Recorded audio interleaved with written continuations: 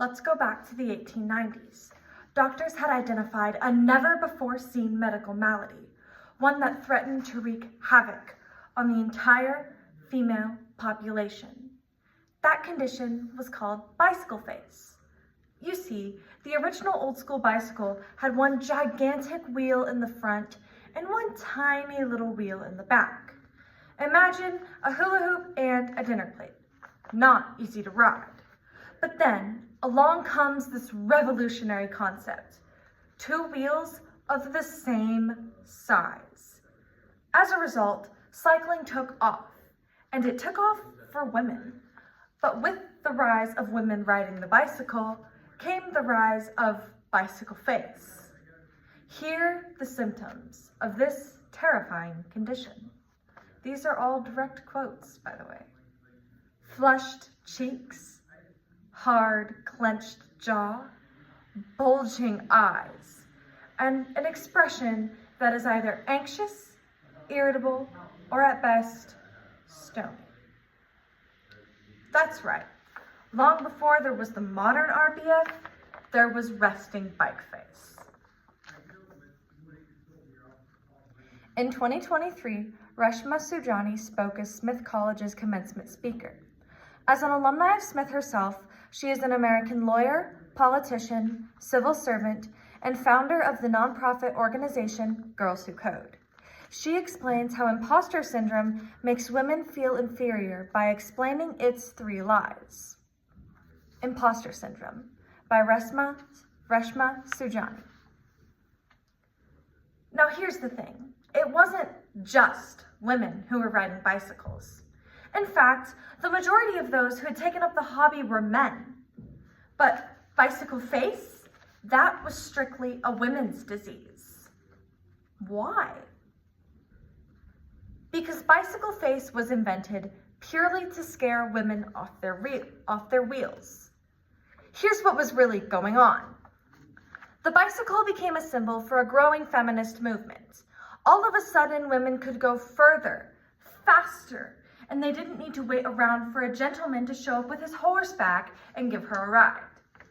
Suffragists could now meet with one another from town to town, and they would take their signs and they would affix them to the front of their handlebars. Because of the bicycle, women even started wanting different clothes. Victorian hoop skirts? So last season. Women wanted breezy bloomers, better for pedaling. As one magazine wrote in 1896, to men, the bicycle was merely just a new toy. But to women, it was the steed upon which they rode into the new world. Of course, it wasn't long before men started seeing bikes as more than just a new toy too. To them, bicycles and the behavior they were enabling women with were dangerous, jarring, threatening to the status quo. More than a century later, we can see bicycle face for what it is, or what it was. Not a medical mistake, but a deliberate tool, strategy, wielded by powerful men to put women back in their place, to make us stop pedaling. I think that there's a lot we can learn about imposter syndrome from bicycle face. Both of them are and were strategies used to hold women back, and it's up to us not to take the bait. The way our culture talks about imposter syndrome, you also could mistake it for a medical condition, but it's not. Still, like bicycle face before it, imposter syndrome was rooted in misogyny. And just like bicycle face before it, imposter syndrome was a reaction to women's progress. But this time, the backlash was even more insidious. Leslie Jamison wrote about the origins of the phrase in The New Yorker a few years ago, and she talked about how the 2 researchers who had first talked about imposter syndrome didn't call it imposter syndrome at all. In fact, they referred to it as an imposter phenomenon, and it was based on high-achieving white ladies. It's no coincidence that the concept first emerged as Title IX became law, and women started going to college, or that it gained traction just as Roe v. Wade was first decided. And now that women had control over their own bodies, they were starting to enter the workforce in droves. Which is why today, instead of telling you how to overcome imposter syndrome, I'm going to question the entire concept. I want to do that by breaking down some lies we're told about imposter syndrome. Starting with the big one, that maybe there's something wrong with you. That imposter syndrome is grounded in actual deficiency.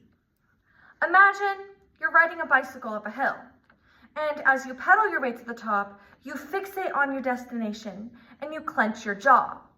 That doesn't mean you have bicycle face. That means you're riding a bicycle. Imposter syndrome is based on the premise that if we are the problem, that if we feel underqualified, it's because we are. That if we worry we don't have what it takes, it's because we don't. So as much as I love Taylor Swift, it's me. Hi, I'm not the problem. It's not me. That's our second line, that it's our job to fix ourselves. If your face is flush at the end of a bicycle ride, I wouldn't tell you to powder your nose. But that's pretty much what we do when it comes to imposter syndrome. That's the message that we send to you all, that it's your job to make it go away, or at least cover it up. I'm sure you've heard all the tips and tricks. Get yourself a mentor, learn how to say no, power pose your way to the top. There are countless books and articles out there. And look, none of it is bad advice per se. I really do believe that we should focus less on being perfect and more on being brave. But all of those shoulds, it's just another burden that we put on women, and that is not solving the problem. A great example of this is the gender pay gap. You know, in the United States, the gender pay gap has not budged in 2 decades. 2 decades. But we keep telling women that you all should one by one know your worth, slay your negotiation, ask for more. Instead, we should just be telling companies to pay women fairly, right? Provide salary transparency, offer paid leave and childcare, both proven to close the pay gap. Companies, not individual women, have the power to erase disparities overnight. Similarly, though, when it comes to imposter syndrome, the unspoken assumption is that if you don't stick up for yourself and you feel like an imposter, it's your own fault. It's extraordinarily unfair and it's unhelpful. If we really cared about closing the pay gap or fixing imposter syndrome, the problem, the solution, is bigger than any one of us. And that brings me to my third and final lie, which is that imposter syndrome is inevitable. So if we don't fix ourselves, what do? We go to the source. The notion of bicycle face was debunked by Dr. Sarah Hackett Stevenson. She was the first ever woman admitted to the American Medical Association. She didn't tell women to fix her bicycle face, and she certainly didn't tell them to stop pedaling. She challenged the entire premise. When as many as 82% of women report feeling imposter syndrome, it is hard to believe that this is just about individuals. Imposter syndrome is the result of structural inequality, not individual inadequacy. Right here, right now, I need you to know this. The problem has never been about whether we're qualified enough, smart enough, or prepared enough. If you are here today, it is because you are qualified, prepared, and smart.